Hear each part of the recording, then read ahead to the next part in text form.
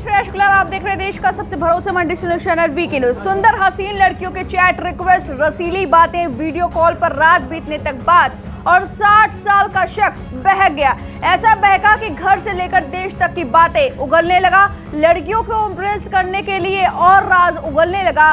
कभी बेब कहकर अग्नि 6 मिसाइल को, तो कभी राफेल फाइटर जेट का, कभी देसी लड़ाकू ड्रोन रुस्तम, तो कभी इंडियन आर्मी के रोबोट वाले प्लान का राज खोलने लगा।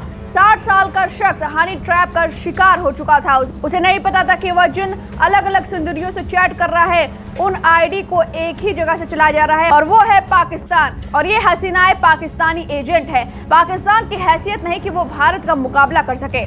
ऐसा इसलिए क्योंकि उसकी फितरत में मक्कारी है। मेहनत के बजाय वो हर उस गलत तरीके का इस्तेमाल करता है जिससे वह भारत की खुफिया जानकारी जान सके। इस बार उसने लड़कियों का इस्तेमाल किया।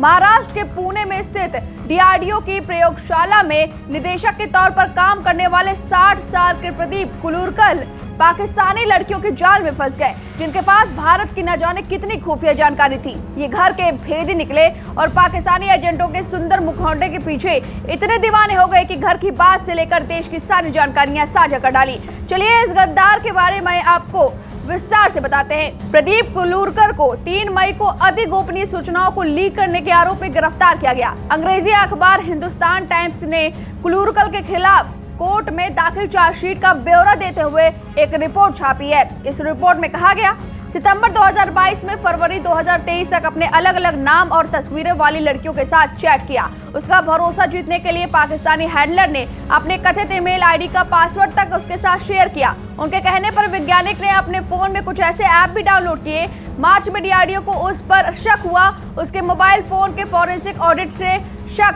पुख्ता हुआ और महाराष्ट्र एटीएस को इस बारे में जानकारी दी गई। 3 मई 2023 को उसे गिरफ्तार कर लिया गया। इस मामले में एटीएस ने स्पेशल कोर्ट में 30 जून को चार्जशीट दाखिल की।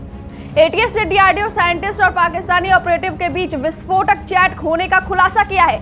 चार्जशीट में दावा किया गया कि इन महिलाओं से अतरंग संबंध बनाने के उद्देश्य से इन सूचनाओं को लीक किया गया है।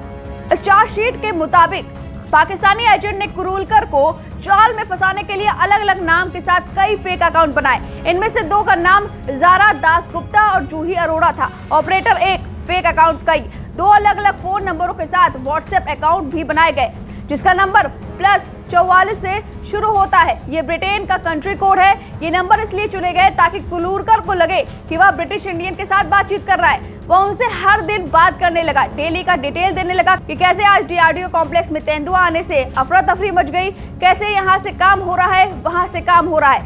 ज़ारा दासगुप्ता नाम वाले प्रोफाइल के साथ चैट में कुलूरकर ने अपने संवेदनशील राज उगले। वह मेटियोर मिसाइलों के बारे में बताया जिस पर अभी डीआरडीओ काम कर रहा है।